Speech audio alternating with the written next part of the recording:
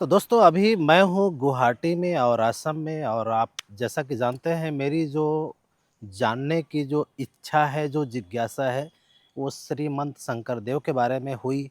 और ये शुरुआत होती है जब मैं श्रीमंत शंकरदेव कला क्षेत्र गुवाहाटी में गया। काफ़ी जानने की इच्छा हुई, मोबाइल में मैंने सर्च किया गूगल से, तो मुझे एक नंबर मिलता है जो कि बहुत सारी बुक्स और किताबें पब्लिश की, बहुत सारे रिसर्च पेपर पब्लिश किए, जिनका नाम था डॉक्टर संजीव कुमार बरकाकोटी। तो एक्चुअल में अभी हाल ही में गुवाहाटी में एक सेमिनार हुआ और सस्टेनेबल डेवलपमेंट को लेकर के, तो वहाँ पे मुझे भी जाने का मौका मिला। और उस जगह पे सेमिनार में जा कर के ये पता चला कि केवल मैं ही नेचर के बारे में, प्रकृति के बारे में, सस्टेनेबल डेवलपमेंट के बारे में, पेड़ पौधों के बारे में मैं ही नहीं सोचने वाला हूँ, मेरे जैसे बहुत सारे लोग सोचने वाले हैं। और वहाँ जाने के बाद ये पता चला कि जो चीज़ आज हम जिसके बारे में सोच रहे हैं, पेड़ पौधों के बारे में सोच रहे हैं, या जिन चीज़ों के बारे में सोच रहे हैं, सस्टेनेबल डेवलपमेंट के बारे में सोच रहे हैं, पॉल्यूशन के बारे में सोच रहे हैं, इस चीज़ को श्रीमंत शंकर देव जी ने 550 साल पहले सोचा।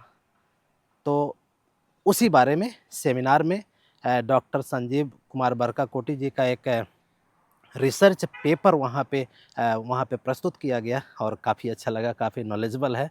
आप इसको, इस रिसर्च पेपर को इस वीडियो में आगे देख सकते हैं। थोड़ा-सा अंग्रेजी में है, माफ़ करिएगा, क्योंकि ये थोड़ा-सा समझने में थोड़ा मुश्किल हो सकता है कुछ लोगों को, लेकिन काफ़ी अच्छा है। और 550 साल पहले कैसे उन्होंने इसके बारे में सोचा, क्या-क्या विचारधारा थी, वो सारी चीज़ें आपको जानने को मिलेंगी। आइए वीडियो देखते हैं।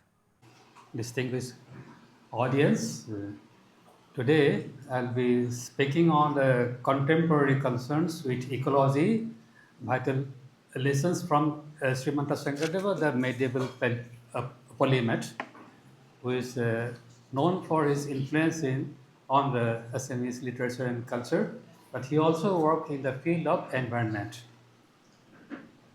The great polymath worked a lot for maintaining ecological balance in the Brahmaputra Valley, which is not known much among the people. The great medieval saint is generally known as founder of the Vaishnavite order named Ekasarana Nama Dharma, but his contributions extended to many other aspects of life, ecology being one of them. The multifaceted activities of the saint in literature, philosophy, performing art, architecture, painting, social reform, education, management, etc., made him a polymath. The concern shown by him for ecology way back in the 15th century proves his farsightedness. In one of his verses, he wrote that one tree is equivalent to 10 children. Nowadays, the scientists have proved how economically important the contribution of a tree. So, in that faraway period, he evaluated that contribution. His activities were completely in tune with the modern ideas. United Nations General Assembly formulated several Sustainable Development Goals (SDGs) in 2015. Responsible Consumption and Production (SDG 12) and Climate Action (SDG 13) are two important SDG out of these. We find ample evidence in the writings and activities of Srimanta Sankardeva that he highlighted these two goals, even though these goals have been defined in the recent times only. So, even though these concepts were not defined in the medieval period, he worked on those areas. The architecture of Kirtanghar, the prayer hall in the religious order Ekasarana Nama Dharma, founded by Srimanta Sankardeva, is unique, unlike all other temples in India. While the temples in other orders are made of brick or stone, the traditional Kirtanghar is made of eco-friendly materials like bamboo, thatch, etc. So no hill was destroyed. for extraction of stone, or no cultivable land was irreparably damaged for making bricks, or no river bed was damaged for extraction of sand. Some wooden pillars were erected in the construction of the Kirtan Ghar, but those too were very limited in number.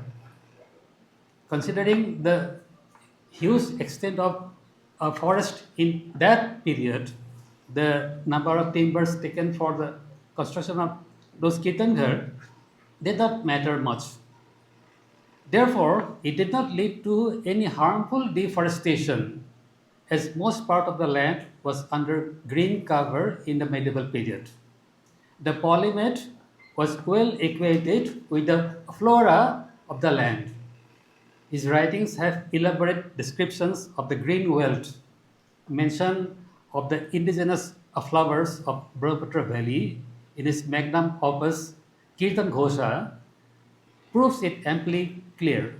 In the chapter Haramohana of this book, he describes numerous flowers which were then available in the Brahmaputra.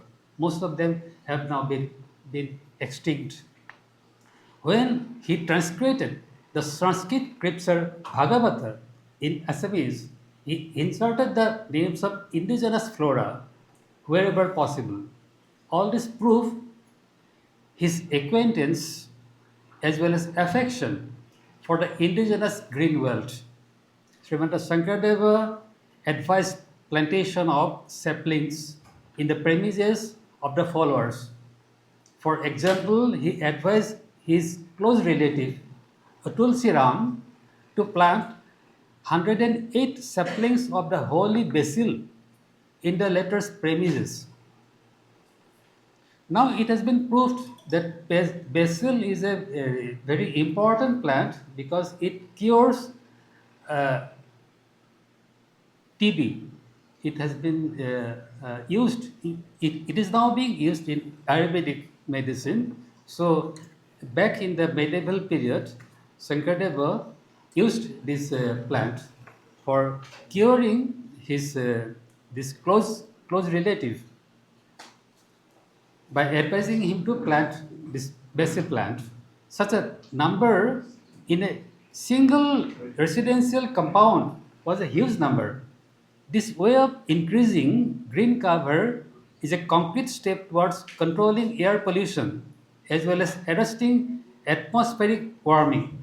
Because to have 108 saplings in a single compound makes a quite an impression because it increases the green cover. The global warming of the present time has made such initiatives more and more relevant.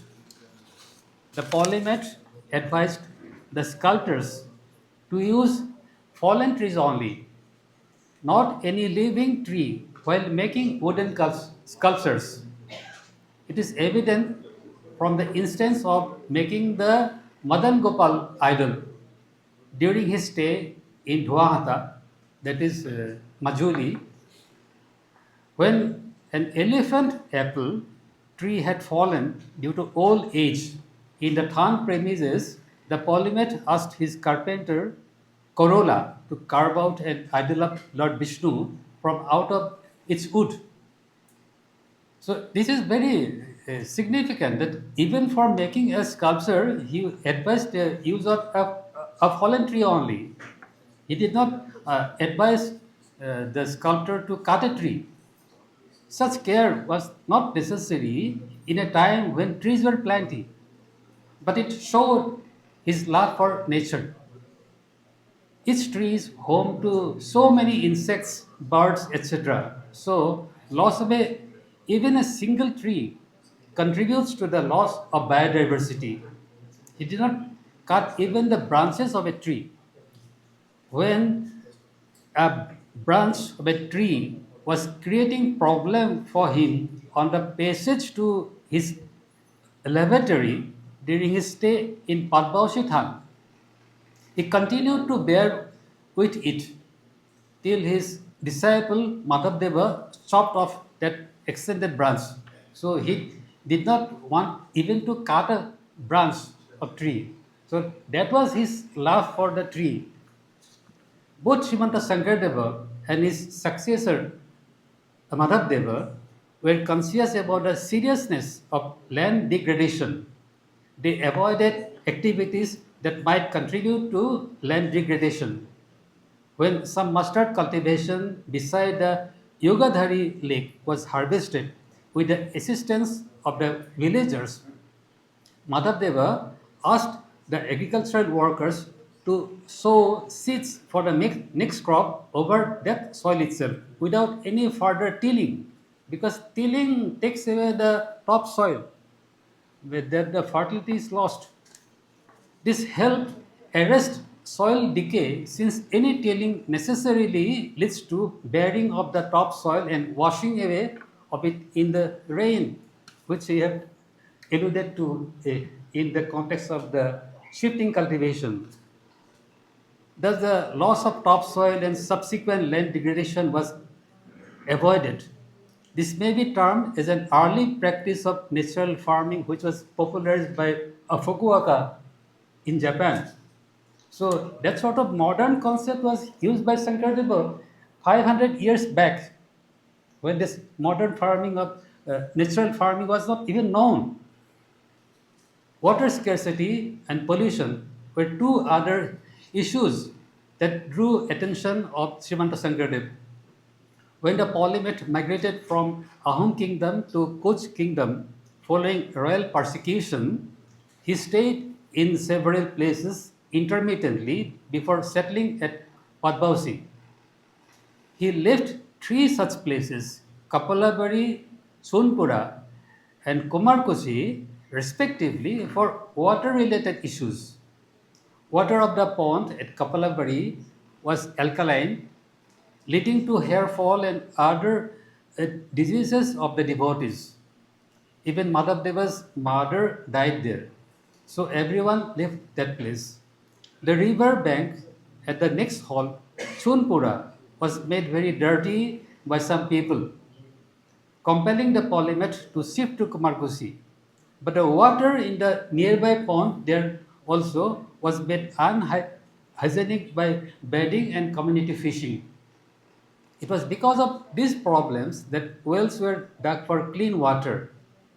These wells were lined with rings of burnt clay. Such wells have survived for centuries. The well used by Srimanta Sankardeva at Bordua has been preserved till now. So that sort of practices helped uh, people to have clean water. You can see the well used by Sankardeva even now. It's there in Bardua at Nagaon. Solid waste management and public health are major concerns in the underdeveloped countries till this day. Many diseases spread because of improper disposal of waste. It is interesting that Srimanta Sankardeva made stringent rules for his followers so that they stayed safe. Rule of taking bath after answering call of nature was made so that transmission of facial microorganism could be prevented. The residences thereby remain clean and healthy, a practice which was popularized all over the globe during the COVID period. Use of clean, fresh banana leaves for distribution of prasada, the holy offerings, was introduced in order to ensure cleanliness of the food. The devotee distributing prasada had to compulsorily wear a mask, a rule globally popularized during the COVID pandemic. Srimanta Sankardeva made that practice 500 years back. It is in vogue in all Kirtanghar even now.